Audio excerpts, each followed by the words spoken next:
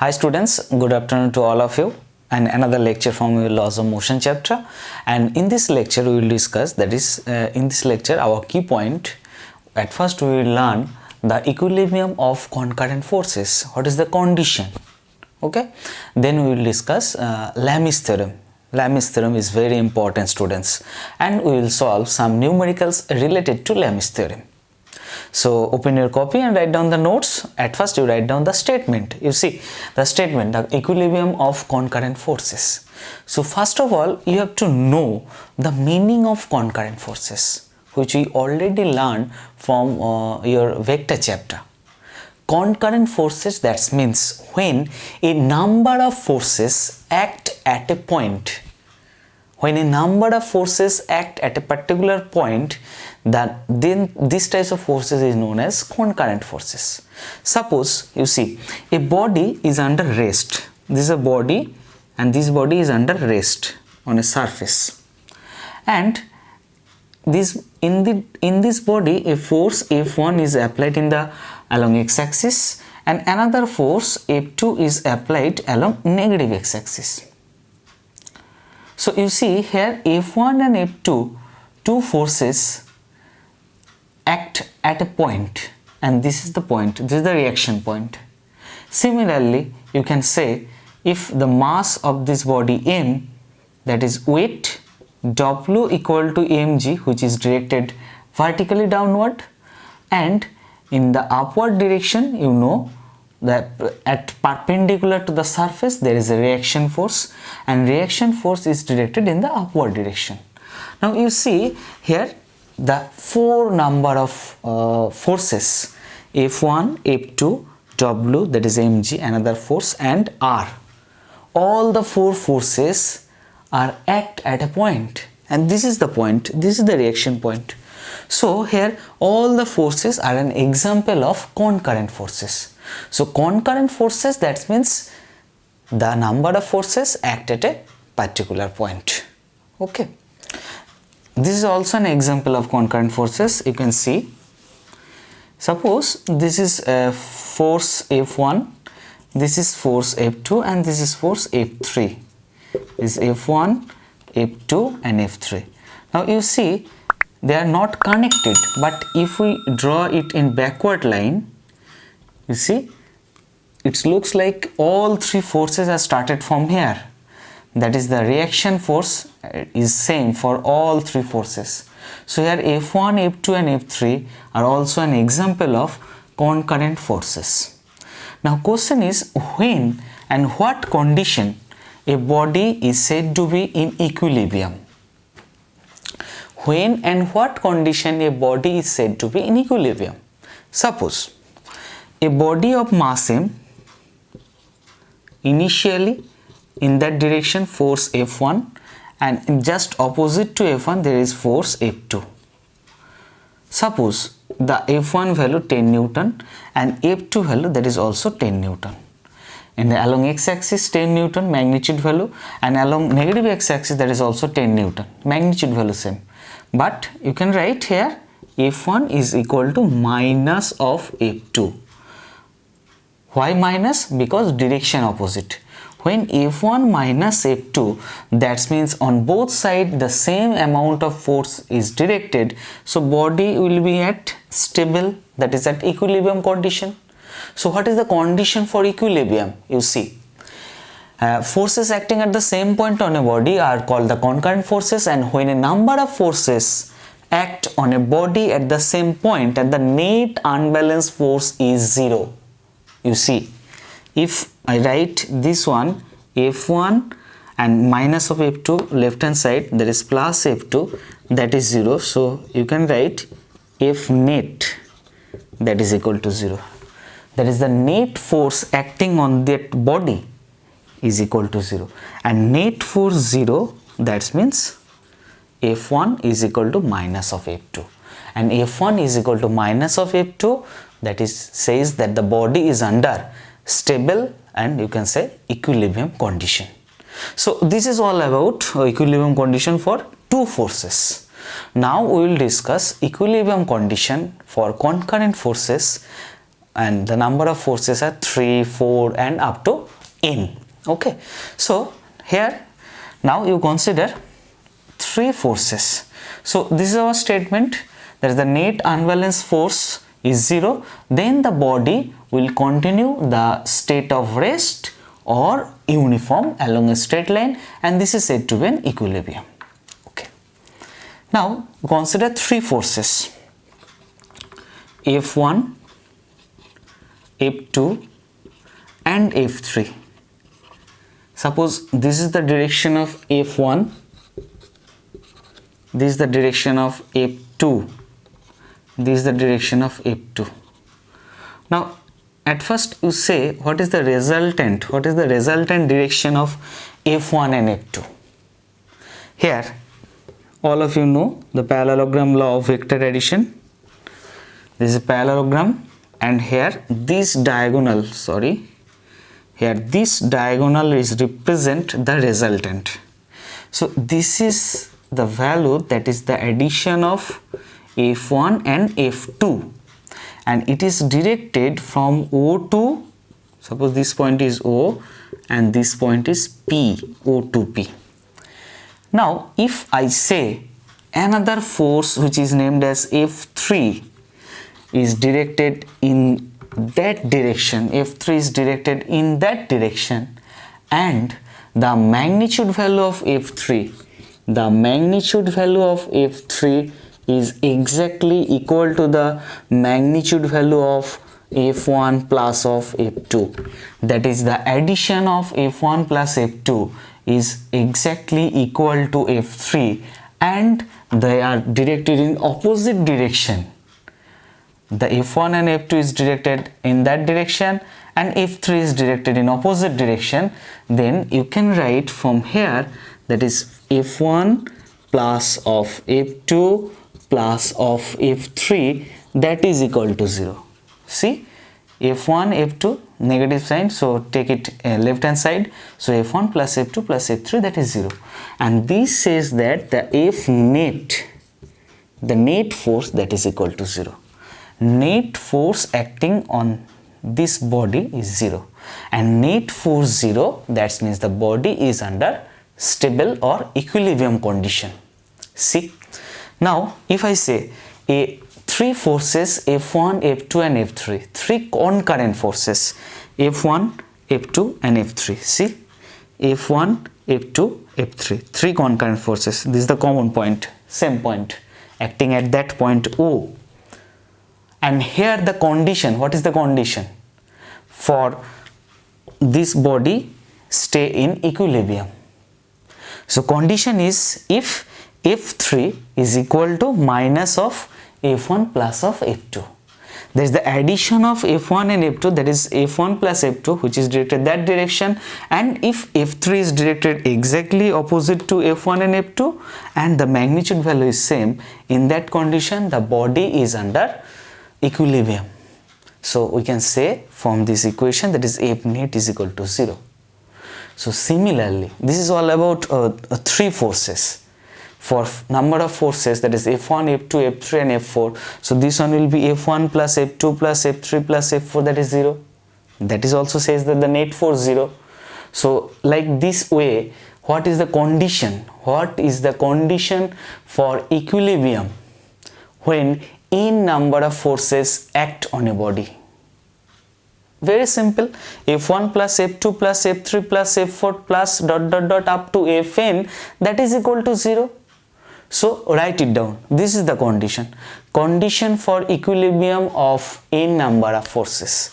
And the condition, the statement, that is the condition for equilibrium of a number of forces acting at the same point, that is the concurrent forces, is that the vector sum of all these forces is equal to 0. You see, for 3 forces F1 plus F2 plus F3 0, that is the F net 0. So number of forces 4, F1 plus F2 plus F3 plus F4 equal to 0. So like this way, for n number of forces, this one will be F1 plus of F2 plus of F3 plus up to plus of Fn, that is equal to 0. That is, you can say summation of F that is equal to 0. The vector sum of all forces acting at a point that is equal to 0, and this is the condition for equilibrium. Okay, so this is all about equilibrium. Now we will discuss a very important question, very important theorem that is named as Lamis theorem. Okay, so now we will discuss Lamis theorem. See the statement of Lamis theorem, write it. The Lamis theorem states that if three coplanar, concurrent and non-collinear, this is the condition, coplanar, concurrent and non-collinear forces are in equilibrium, then the magnitude of each force is proportional to the sine of the angle between the other two forces. So the condition is the forces must be coplanar, that means lie in the same plane, all the three forces lie in the same plane. That is concurrent, that is the three forces act at a point, common point, and that is non-collinear. Non-collinear, that means suppose this is the direction of force F1, this is the direction of force F2, and F3 suppose is directed in the direction of F1. So in that condition we are not required to apply Lamis theorem. Yes, we are not required to apply Lamis theorem, and Lamis theorem is not valid for here. Why? In that case you see F1 and F3 are in the same direction, so at first you add F1 plus F3. Now you see in the direction F1 F3, in direction F2, so suppose this value is higher, now you subtract from this value to this value, then you can easily find out the net force. So for that condition we are not required to apply Lamis theorem.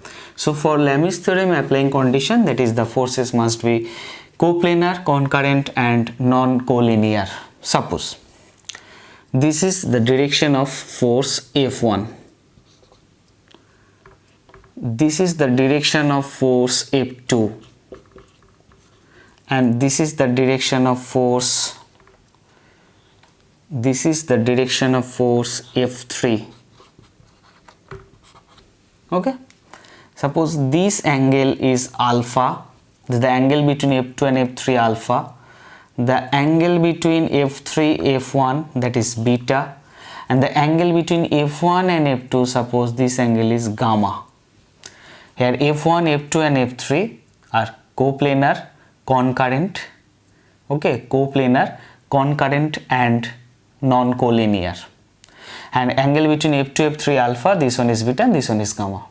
Now this theorem states that you see the magnitude of each force, suppose force F1 is directly proportional to the magnitude of each force, so F1 is the magnitude is directly proportional to the sine of the angle, write it, sine of the angle between the other two forces. So when you consider F1, you have to consider the angle between F2 and F3, and F2 and F3 angle that is named as alpha. So F1 is proportional to sine alpha. This is the condition. So from here you can write F1 is equal to, is a constant k sine alpha.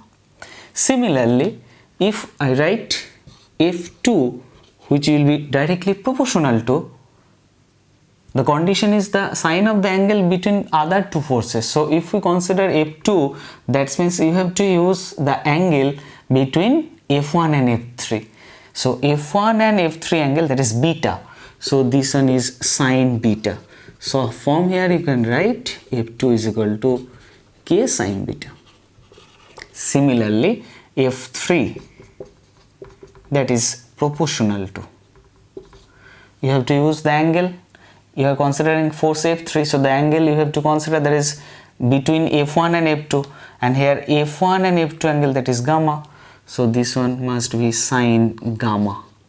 So from here you can write F3 is equal to k sine gamma. Now you can say k equal to f by sine alpha, sorry, f1 by sine alpha. From here k equal to f2 by sine beta, and from here k equal to, you can write f3 by sine gamma, k. So this theorem states that f1 by sine alpha, that is f2 by sine beta, that is f3 by sine gamma. So this is the statement of Lamis theorem. Okay, that is the magnitude value of each force is proportional to the sine of the angle between two other forces, and this condition, this theorem is applicable when the forces must be coplanar, concurrent and non-collinear. Okay, now we will prove this theorem mathematically. Okay, prove it. So write it, that is f1 by sine alpha, f2 by sine beta and f3 by sine gamma. Now we will prove this theorem by mathematically. So for proving this part, you have to make these three forces in a rectangle. Okay, draw it. This is the direction of f1. Okay, draw. This is the direction of f1. Okay. Now you just shift this force f2. All of you know in vector parallel shift possible. So you shift f2 here. Okay, just like this way. So this is f2. This is f2. And the angle that is between f1 and f2, that is gamma. So this angle is represent gamma. So you know this total angle, that is 180. So this angle will be 180 minus gamma. You can write pi minus gamma. Okay. Now you shift this f3, just parallel shift like this way. f3 like this way. You see, this is f3. Now see f2 and f3 angle, f2 and f3, that is alpha. So this angle is alpha. So this angle will be 180 minus alpha. Similarly, the angle between f1 and f3, that is beta. So this angle is beta. So this one will be 180 minus beta. Suppose this is A, this is B and this is C. You just at first make these three forces F1 and F2 and F3 in a form of triangle by parallel shifting. Now you apply one concept, that is sine law of trigonometry. And what is the sine law of trigonometry? Sine law of trigonometry says that if this triangle side A, this is B and this is C, this angle alpha, this angle beta and this angle gamma, sine law of trigonometry says that, right? So this is the mathematical proof of Lamis theorem. Mathematical proof of Lamis theorem, and according to sine law,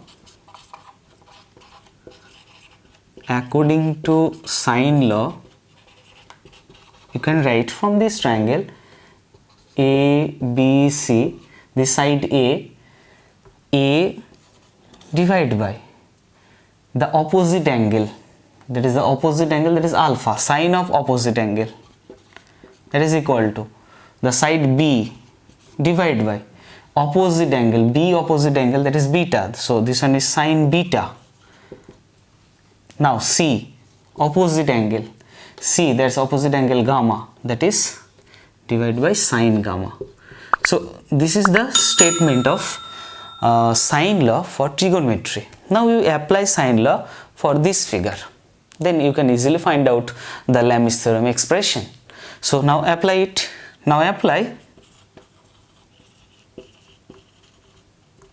We can write, or you can say we have f1 divided by opposite angle, f1 opposite angle, that is 180 minus alpha. So this one will be sine 180 minus alpha, that is equal to, now write F2 opposite angle, F2 opposite angle, that is 180 minus beta. So this one is sine 180 minus beta. Now F3, so F3 opposite angle 180 minus gamma. So this one is sine 180 minus gamma. And all of you know that is F1 divided by sine 180 minus alpha, that is equal to sine alpha. In same way 180 minus beta, that is equal to sine beta, and 180 minus gamma, that is equal to sine gamma. And you see, this is the statement, we already write it, F1 by sine alpha, F2 by sine beta, and F3 by sine gamma. So this is the mathematical proof of Lamis theorem. Now let's take some example, then it will be more clear to all of you. Okay, so let's take some example.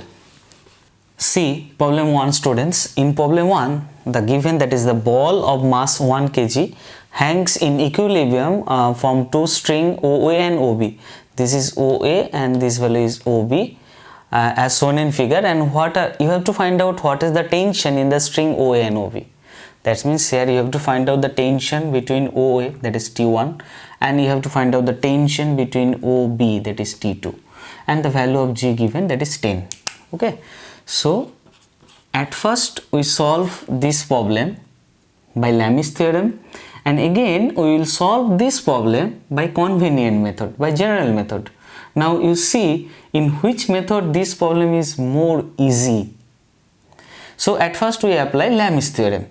So I could apply it, apply Lamis theorem, Lamis theorem. So when we apply Lamis theorem, that is T1, when you use tension T1, there will be sine the opposite angle, that is angle between T2 and T3, that is 150. So this one is sine 150 degree. When we use T2, the angle will be between T1 and T3, that is 120. So this one is sine 120 degree. And when we use T3, the angle will be between T1 and T2, that is 90. So this angle is given 90 degree. Now you know the value of sine 90 value, that is 1. So this value is 1. Now you compare this equation at first with this equation, compare it. So when we compare T1 sine 150, that is equal to T3. Now just putting the value T1 sine 150, that means you can write sine 180 degree minus 30. 180 minus 30, that is sine 150, and you know the value of T3, that is 10 given. So from here you can easily write this value.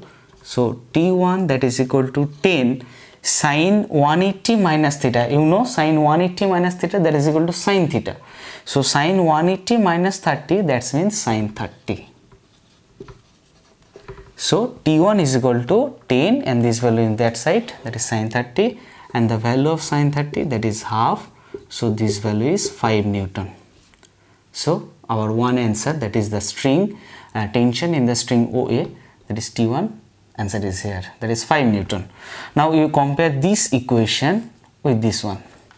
So T2 divided by sine 120, that is equal to T3. So you write T2 divided by, in the place of sine 120 you can write 180 minus 60, that is equal to 10.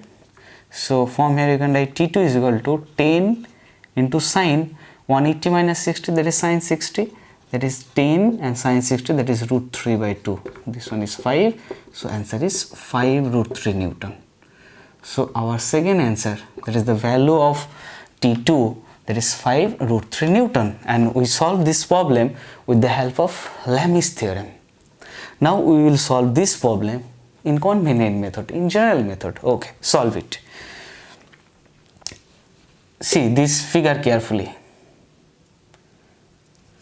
This was the direction of T2 and this angle is 90 degree. If we use this value is 150 and this total angle that is 180. So this angle will be, what is the angle of this one? 180 minus of 150, that is 30 degree. So when this angle is 30 degree and this is the direction of T2, that means this component will be T2 cos 30, the horizontal component. Okay, right, with this one, and this component will be T2 sin 30. This is the component, this is and the angle made with this axis, so this is T2 cos 30. Okay, now here this is the direction of T1, this angle is 120, the total angle is 180. So what is the angle? What is this one? 180 minus 120, that is, this angle is 60 degree. So T1, this is the direction of T1, this angle is 60. So this component will be T1 sin 60, and this component will be T1 cos 60. Okay, now you just compare, then you can easily find out the value. Here you see, here in the downward direction, that is force 10 Newton, and upward direction, that is force T1 cos 60 plus T2 cos 30. So in equilibrium, the system will be equilibrium when this 10 Newton will be exactly equal to this T1 cos 60 plus T2 cos 30. Okay, so write it.